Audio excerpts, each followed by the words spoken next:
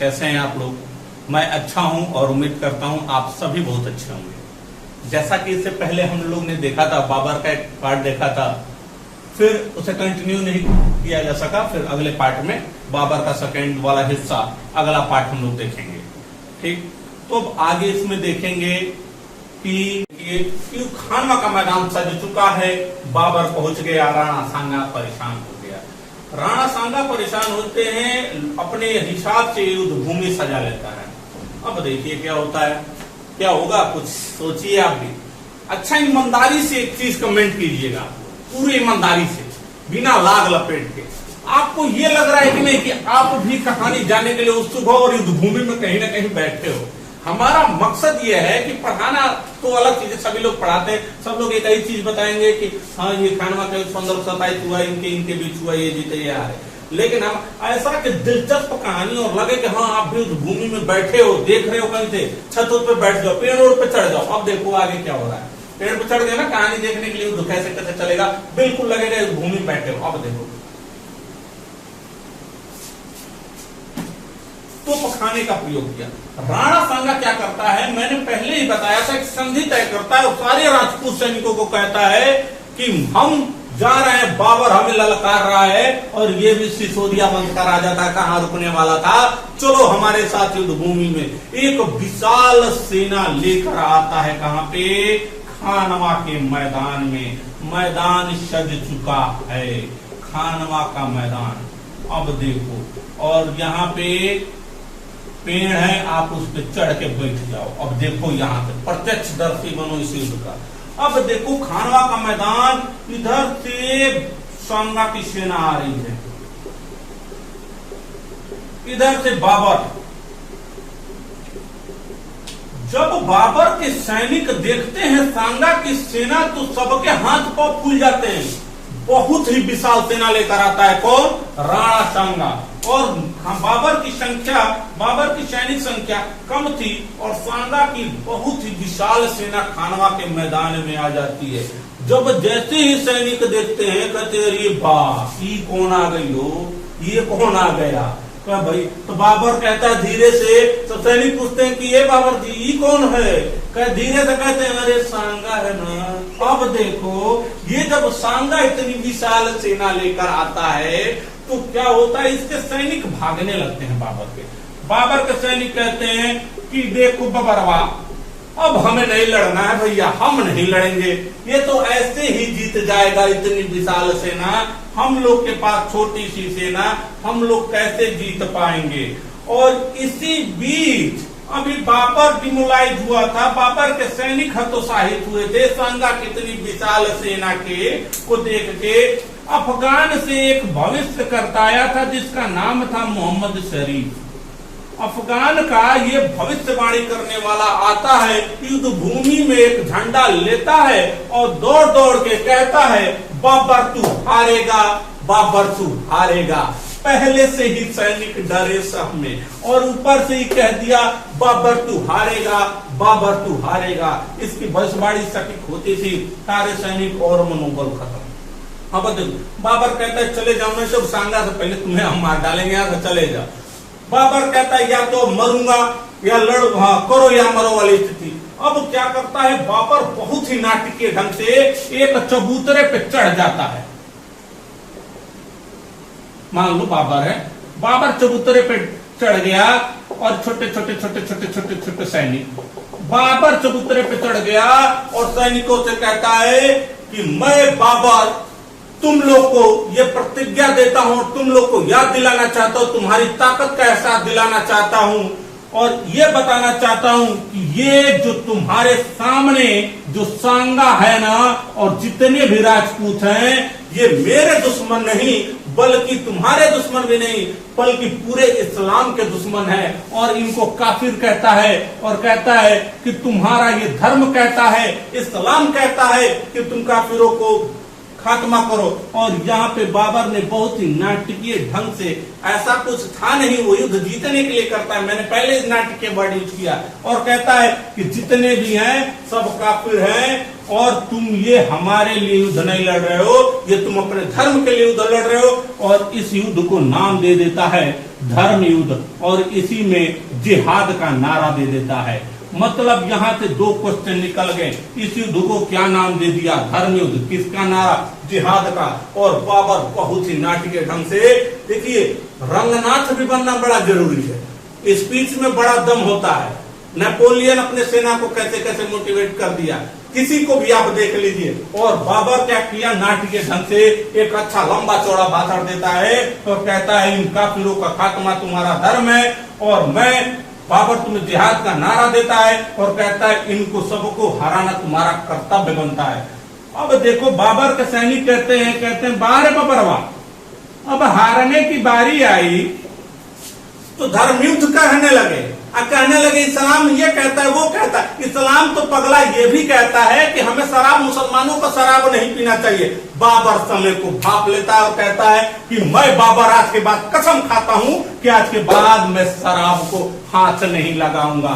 और क्या करता है, बाद में भले धीरे से कोने में ले जाकर मार ले, अलग चीज है। अब बाबर क्या करता है, सबके सामने सैनिकों को हुक्म देता है कि जितने भी अपने साथ शराब भी ले गया था कंटेनर में, शराब को गिरवा देता है, सारी शराब को फेंकवा देता है। यहाँ पे बाबर कहता है ठीक है, अगर तुम लोग को लगता है या चीज गलती, हाँ बहुत बड़ा बेवड़ा था, कहता है ठीक है, अगर तुम लोग को ये लगता है तो मैं शराब को हाथ, आज के बाद मैं कसम खाता हूं कि मैं शराब को हाथ नहीं लगाता हूं।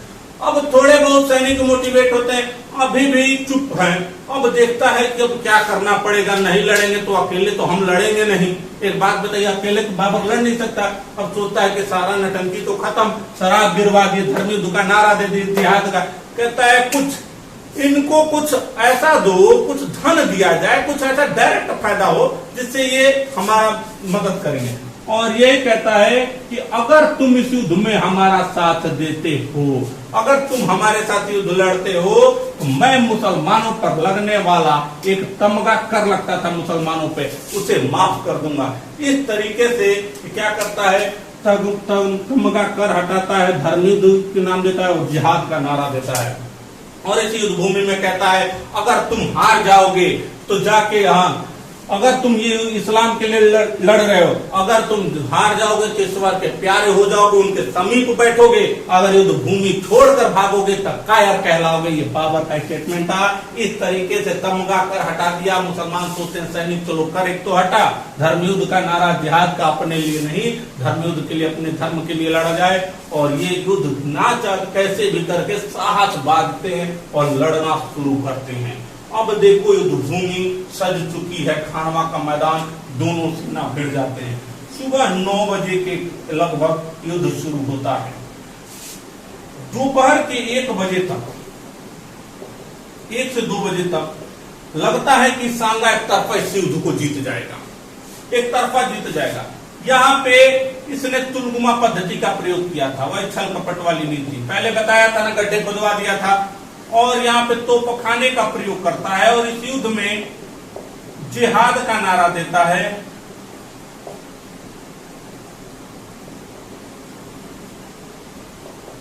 तमगा, इतने ये मोस्ट इंपॉर्टेंट है। और उस्ताद अली और उस्ताद और मुस्तफा दोनों लोग इसमें आते हैं।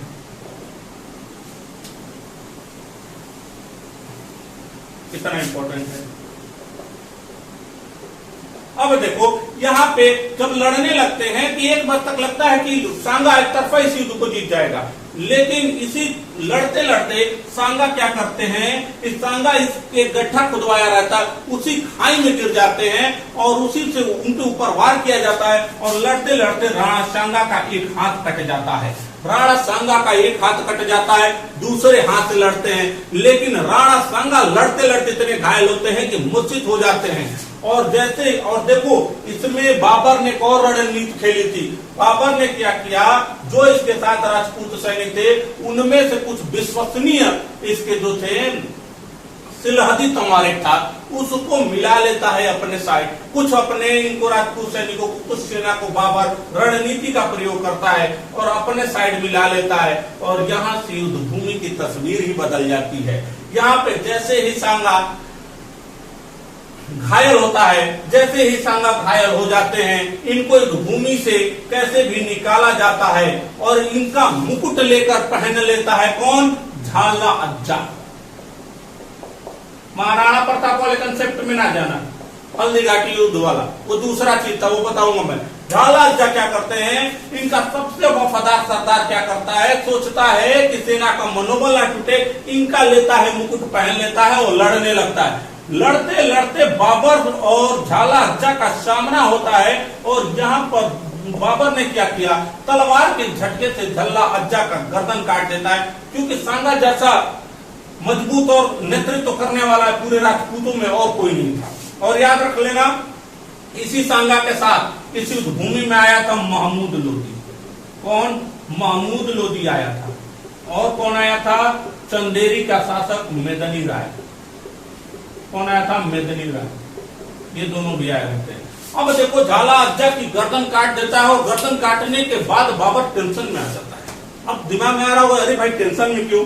अब बाबर इस वजह से टेंशन में आ जाता है, कहता है कि सांगा जैसा मजबूत राजा, महत्वाकांक्षी राजा इतनी आसानी से तो नहीं मरने वाला है, दिमाग में आता है। और ये क्या करता है, झाला अज्जा के मुकुट को निकालता है, देखता है कि झाला अज्जा है, और उसके बाद क्या करता है, पूरे युद्ध भूमि में दौड़ दौड़ के चिल्लाने लगता है कि मैं गाजी बादशाह बाबर इस युद्ध भूमि में ऐलान करता हूं कि मैंने सांगा को मार दिया है, सांगा को मार दिया। और सांगा तो कब का, ये तो मार दिया है, चाहे युद्ध भूमि कब का छोड़कर भाग गया है, और मैं खुद को गाजी बादशाह इस युद्ध भूमि में विजेता घोषित करता हूं।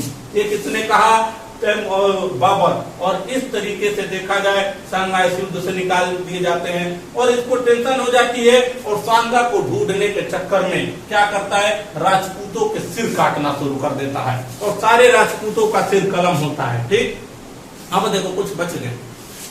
अब देखो, सारे राजपूतों का सिर कलम किया जाता है, सारे राजपूतों का सिर कलम किया जाता है, और सिर कलम करने के बाद एक मीनार खड़ी करवाता है, उनके सिर का मीनार खड़ी करवाता है। कौन? बाबर। और याद रख लेना, इस युद्ध में और चंदेरी के युद्ध में दोनों में राजपूतों का सर का मीनार खड़ा करवाता है, और यही सर का मीनार खड़ा कराने के बाद यहाँ पे उनके सिरों के ऊपर चढ़ जाता है, और उसी से कहता है, मैं गाजी बादशाह, मैं गाजी बादशाह इस युद्ध में राणा सांगा को परास्त करके खुद को विजेता घोषित करता है। गाजी बादशाह मतलब काफिरों को मारने वाला, काफिरों को खात्मा करने वाला, गाजी बादशाह की उपाधि। तो मतलब इस युद्ध में एक और इंपॉर्टेंट पॉइंट, गाजी बादशाह की उपाधि धारण किया। किसका? गाजी बादशाह। और इस युद्ध में देखो, इस युद्ध को प्रत्यक्ष करता कौन कौन था? आप लोग तो पेड़ पे चढ़े हो, आप लोग भी हो। और कौन थे? कर्मावती। ये राणा सांगा की पत्नी कर्मावती इस युद्ध को मतलब प्रत्यक्ष करता थी, और प्रत्यक्ष रूप से देख रही थी। कौन? राणा सांगा की पत्नी। इस युद्ध तरह से देखा जाए तो यह युद्ध बाबरनामा के सापेक्ष में देखा जाए तो अनिर्णायक रहा। क्या रहा? अनिर्णायक, क्योंकि सांगा मरा नहीं। और याद रख लेना, सांगा फिर से लड़ना चाहता है बाबर से, और एक मंत्री ने इसको जहर दे दिया था सांगा को, और 1529 में सांगा की मृत्यु हो जाती है। याद रखें, इस तरीके से अगर एग्जाम में क्वेश्चन आया कि खानवा का युद्ध किसके किसके मध्य हुआ, तो बाबर और राणा सांगा कौन जीता, तो वहां पे आप लगाओगे बाबर। हमने बाबरनामा के समय में बताया कि यह युद्ध अनिर्णायक रहा।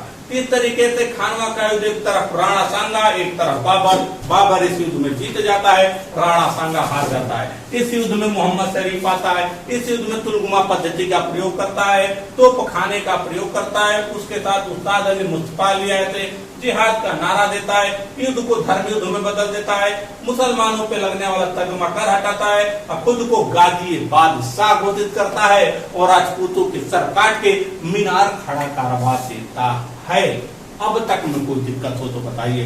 आई होप सो कि आपको दिक्कत होनी नहीं चाहिए यार।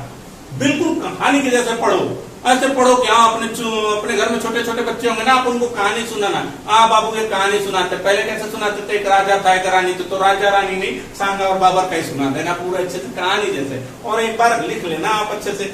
सारे नोट्स और तो मिल जाएंगे, लेकिन आपको मैं एक सफलता के राज बता रहा हूँ। सफल होना है वाकई, चाहते हो किसी अच्छे पोस्ट पर बैठना, तो आप क्या कीजिए बच्चे कि मेरे प्यारे दोस्त, हमसे बड़े भाई भी होंगे, सबको निवेदन है कि सेल्फ नोट्स बनाने स्टार्ट कर दीजिए। बहुत मैं देख रहा हूँ आजकल हर जगह क्योंकि मैं बहुत ज्यादा दिखावा में नहीं रहता हूँ, एकदम हकीकत में रहिए आप लोग, जमीनी हकीकत से जुड़ते रहिए। तो ये नोट्स ले लीजिए, हमारा पीडीएफ डाउनलोड कर लीजिए, उनका पीडीएफ डाउनलोड कर लीजिए। सफलता का ट्रिक, सफलता का जादू, इधर उधर ना भटको। मात्र 799 लगता है, जूता तो बेच रहे हैं 799। हम किसी की बुराई नहीं कर रहे, सब हमसे अच्छे हैं। तो इस वजह एक बात मैं आप लोग के लिए फायदे के लिए बता रहा हूँ कि मेरे नोट्स पढ़ के ये वो हो गए, ये हो गया, ऐसा कुछ भी नहीं होता है। जब तक आपका खुद का मेहनत किया नहीं रहेगा, सेल्फ नोट्स नहीं बनाएंगे आप, उसे कैसे भी आप किस भी तरीके से बनाओ, जब आप खुद बनाओगे ना तो आपका दिमाग उससे खुलेगा, बढ़ेगा, नई नई चीजों को इन्वेंशन उसमें करोगे और आप अच्छा करोगे। ये मेरी एक एडवाइस है। बाकी it's your life and you have a article 19, आप जानते हो ना, हाँ, बोलने का अधिकार, स्वतंत्रता का अधिकार, कहीं भी जाने का, घूमने का अधिकार आपके पास है। और आर्टिकल 20 जीवन जीने का अधिकार, सब कुछ आपके पास है, तो आप उसे यूज कर ही सकते हो। मैं कौन हो सकता हूँ? ठीक, अब देखो संविधान के बाद में भागते हैं। अब खानवा का मैदान, इतने तक कोई दिक्कत। अब आगे हैं, आगे आते हैं, कौन सा, एक और मैंने बताया इस युद्ध में कौन कौन था, महमूद लोदी भी था और मेदिनी राय। और अगला शिकार कौन हो जाएगा बाबर का? मेदिनी राय हो जाएगा। तो आगे देखते हैं, इतने में कोई दिक्कत?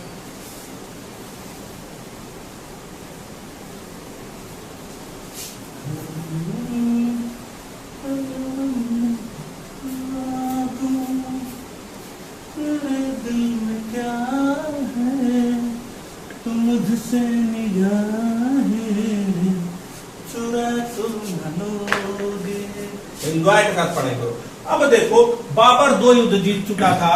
21 अप्रैल 1526 को पानीपत के प्रथम युद्ध को, जिसमें बाबर इब्राहिम लोदी, और दूसरा 17 मार्च 1527 को खानवा का युद्ध।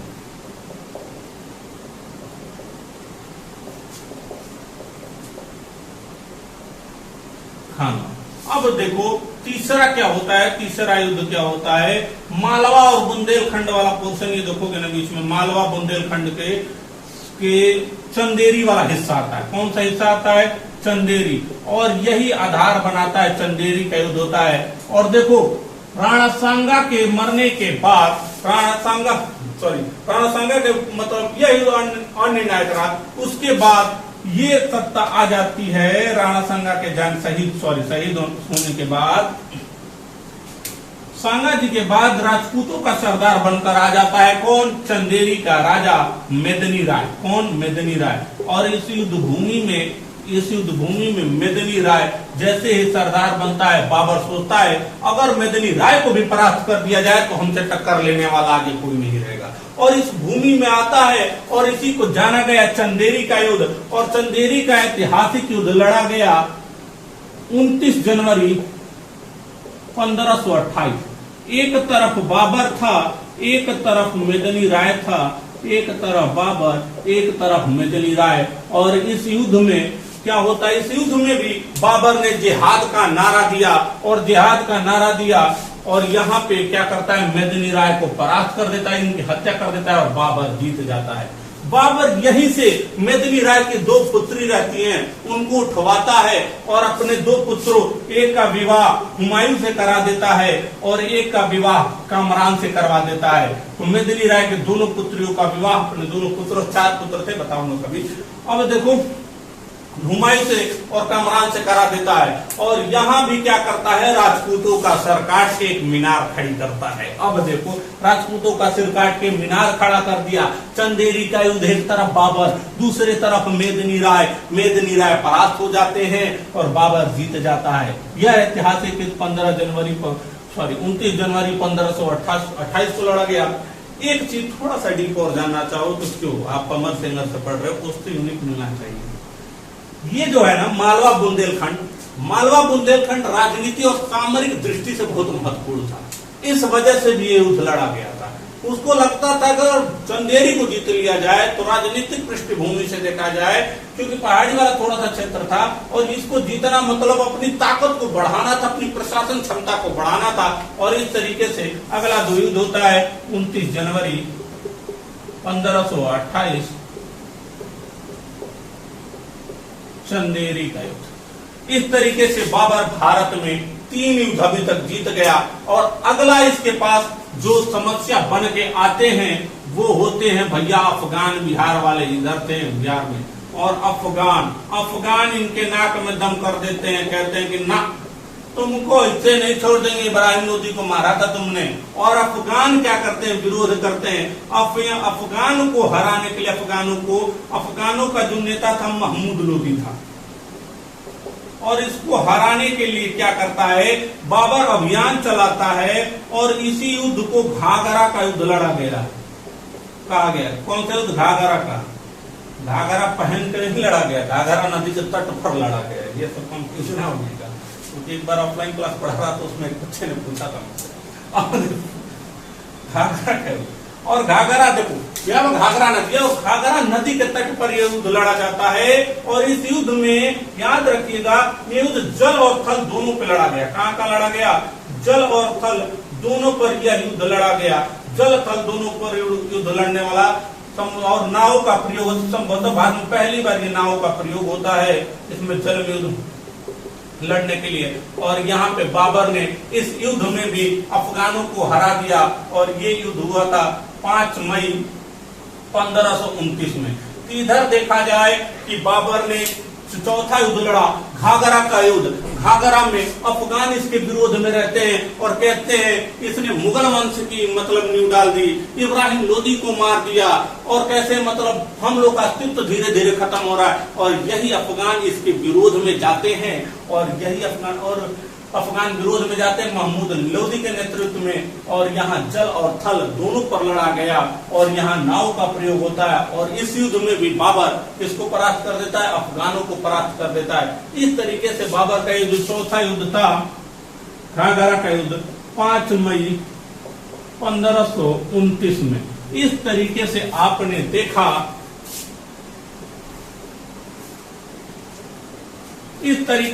देखा, भारत में बाबर ने 4 युद्ध लड़े और चारों युद्ध में विजयी रहा। पहला युद्ध 21 अप्रैल 1526 को पानीपत का युद्ध, दूसरा युद्ध मतलब इब्राहिम लोदी और बाबर के मध्य, दूसरा युद्ध 17 मार्च 1527 खानवा का युद्ध, राणा सांगा और एक तरफ कौन? बाबर। चौथा युद्ध 29 जनवरी 1528 को चंदेरी में मेदिनी राय और बाबर के मध्य। चौथा युद्ध 5 मई 1529 घाघरा का युद्ध, जल और थल पे दोनों लड़ा गया, नाव का प्रयोग होता है। और इस युद्ध में भी बाबर हरा देता है अफगानों को। इस तरीके बाबर और अफगानों के मध्य चौथा युद्ध लड़ा गया, घाघरा का। इस तरीके से 4 युद्ध, आप चारों को याद रख लेना। अभी जो 20 सितंबर को पेपर हुआ था आरओ का, उसमें ये क्वेश्चन मैचिंग वाला, मैच फॉलोइंग वाला में आया था कि चंदेरी का युद्ध कब होता है, तो याद रख लेना 29 जनवरी 1528। अगर देखो आपको याद ना हो तो एक ट्रिक में बनाया था जब पढ़ता क्या था, अभी पढ़ता हूँ। पानीपत, खानवा, चंदेरी और घाघरा, ऐसे हिंदी में लिखो। तो ऐसे याद रख लेना, पान खा चल घर, मतलब पान खाइए और खाते हुए एकदम घर जाएंगे। तो पान खा चल घर लगता है, ऐसे याद रख लेना, पान खा चल घर, पानीपत, खानवा, चंदेरी, घाघरा। इस तरीके से बाबर ने 4 युद्ध लड़े और चारों युद्ध में विजयी रहा। और इस तरीके से देखा, अगर आपसे पूछते को वास्तविक अगर मुगल वंश की स्थापना देखा जाए ना, तो राणा सांगा को परास्त करने के बाद, ठीक, राणा सांगा जब परास्त होते हैं उसके बाद वास्तविक अगर आपसे कोई अगर क्वेश्चन ऐसे आता है कि भारत में वास्तविक मुगल वंश की स्थापना कब हुई थी, अगर यूपीएससी पीसीएस क्वेश्चन फंसाते हैं ऐसे वास्तविक, वहां पे ऑप्शन आपके रहेंगे पानीपत, खानवा, ये सब, तो आप वहां पे खानवा लगा ले। अगर ऐसे आता है तो भारत में मुगल वंश की स्थापना, तो पानीपत। वनडे एग्जाम में तो नॉर्मल ऐसे ही आएंगे, आप बिल्कुल परेशान ना हो। तो इस तरीके से देखा जाए, अब इतना युद्ध लड़ने के बाद बाबर अपनी जिंदगी को ज्यादा एंजॉय नहीं कर पाता है। अब उसका बनाए हुमायूं मजे लेंगे, लेकिन उसके बाद वो शेरशाह सूरी आ जाएगा, हाँ, खटिया खड़ी करेगा, इनको भगा देगा 15 साल के लिए, गायब रहो, भगो यहाँ से।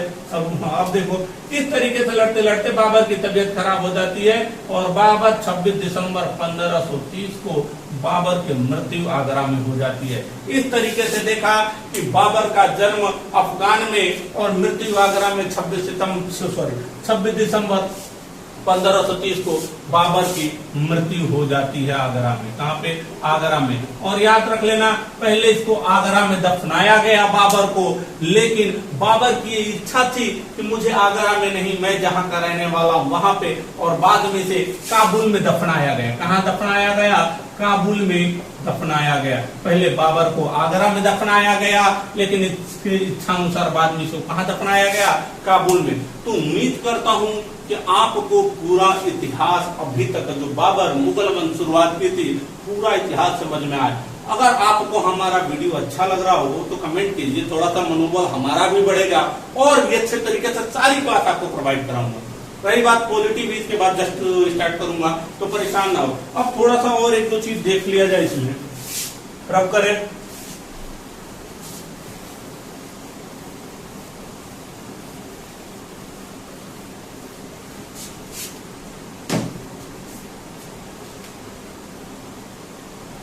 मैंने बताया था बाबर की 3 शादी हुई थी। बाबर की 3 शादी हुई थी, माही बेगम, रुखसाना बेगम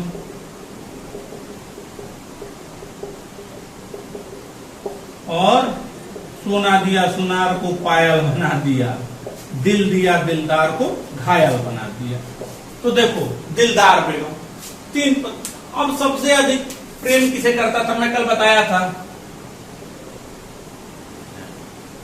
दिलदार। और याद रख लेना, दिलदार बेगम को भाई बगीचे बड़ा पसंद थे। इनको बगीचा का अगर देखा जाए तो झूला झूलना बड़ा पसंद था। किनको? दिलदार बेगम को। और दिलदार बेगम को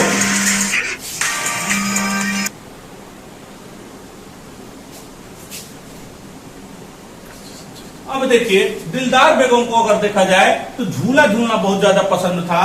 और यही दिलदार बेगम क्या करती थी? झूले की याद में हमेशा एक गाना गाती रहती थी, बिन साजन झूला झूलूं मैं वादा कैसे भूलूं, बिन साजन झूला झूलूं मैं वादा कैसे भूलूं। अब देखो भाई, बाबर सुनता कहता नहीं, मैं ऐसे कैसे आप झूलोगी, चलो। और इन्हीं के याद में और इन्हीं के लिए इसने एक नूरे अफगान लगाया। क्या? बगीचा बनवाया, जिसका नाम था नूरे अफगान। क्या? नूर अफगान। और यही जयमती पद्धति से बना था। कौन सी पद्धति से? जयमती पद्धति। ये क्वेश्चन आता है, जयमती पद्धति से बना था। और इसी को आराम बाग भी बोला जाता है। क्या बोला जाता है? आराम बाग भी बोला जाता है। इस तरीके से बगीचे को निर्माण करवाता है। बगीचे का नूरे अफगान जो जयमती पद्धति पर बनता है, उसी को आराम बाग भी कहा जाता है। दिलदार बेगम इन्हीं के प्रेम में नूरे अफगान बना दिए, गाना भी गाते थे। ठीक, अब बाबर कहाँ है? मतलब पीछे रहे। अब देखो, कौन सा? उस समय जुलाई, सावन का महीना चल रहा था, सावन का महीना। तो बाबर बेगम इस संगीत से जवाब देंगे तो ये पीछे क्यों रहेगा? ये क्या कहता है? बिन सजनी के ये सावन अच्छा नहीं लगता, एक सजनी चाहिए प्यार के लिए, बिन सजनी के ये सावन अच्छा नहीं लगता। ये गाता है कौन? बाबर गाता है। अब देखो, नूरे अफगान, जयमती पद्धति, आराम बाग इसको नाम दिया गया। बाबर की आपने सब कुछ देख लिया। अगर कुछ हम एक चीज, बाबर ने मुंबईयान नामक पद्धति की पद में लिखने वाली एक शैली थी, इसकी शुरुआत किसने की थी? बाबर ने। बाबर ने जो रचना की थी, बाबरनामा की रचना, बाबरनामा की रचना तुर्की भाषा में। किस भाषा में? तुर्की भाषा में बाबर ने बाबरनामा की रचना की थी, जिसका तुजुक ए बाबरी, तुजुक ए बाबरी, तुजुक ए बाबरी, वही बाबरनामा तुर्की भाषा में लिखा गया था, जिसका अनुवाद फारसी में, जिसका अनुवाद अब्दुल रहीम, अकबर के शासन काल में अब्दुल रहीम खाने ने किया था। अब्दुल रहीम खाना ने किया था, जिसका फारसी में अनुवाद और अकबर के शासन काल में, अकबर का शासन का 1605 में अकबर की मृत्यु हुई, आगे बताएंगे। अब्दुल रहीम खाने के नेतृत्व में इसका फारसी में अनुवाद हुआ था। किसका? बाबरनामे का। पहले तुर्की भाषा में अपनी आत्मकथा बाबर ने लिखा, तुजुक ए बाबरी। इसी को फारसी भाषा में अब्दुल रहीम खाना ने फारसी भाषा, अच्छा तो फारसी भाषा मिलेगा।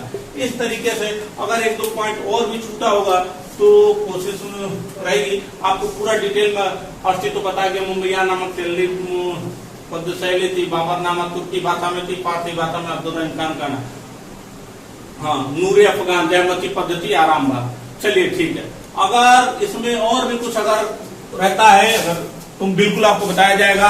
आपको कहीं भी इस वीडियो में कोई भी कमी लगी हो तो प्लीज कमेंट बॉक्स आपके लिए हमेशा खुला है, आप अपनी राय रखिए। अगर हाँ कुछ कमी है कुछ गलती है तो अभी आप बताइए, हम उस चीज को दूर करने की कोशिश करें। और उम्मीद करते हैं कि आपको ये वीडियो अच्छी लगी हो। अगर अच्छी लगी हो तो लाइक शेयर और सब्सक्राइब जरूर कीजिएगा, क्योंकि ये आपकी लाइक और शेयर से सब्सक्राइब करने से हमारी हिम्मत बढ़ती है और हौसला अफजाई होता है। अगर आप अच्छा करते हो, अगर आपको कोई पीठ थपथपा, शाबाश वेल डन, बहुत अच्छा किया आपने, अच्छा लगता है ना, आप और प्रयास करते हो अच्छा करने के लिए। अगर आपको अच्छा लगता हो तो बिल्कुल इसे अपने दोस्तों के लिए शेयर कीजिए, कुछ हौसला अफजाई कीजिए। निश्चित रूप से ये तो अभी ट्रेलर है, पूरी मूवी बाकी है। अभी तो ये छोटा सा एक शुरुआत है, अभी तो आपको बहुत ही अच्छे तरीके से सारे सब्जेक्ट मिलेंगे। उम्मीद करता हूँ आप इसे लाइक शेयर सब्सक्राइब कीजिएगा। धन्यवाद, जय हिंद।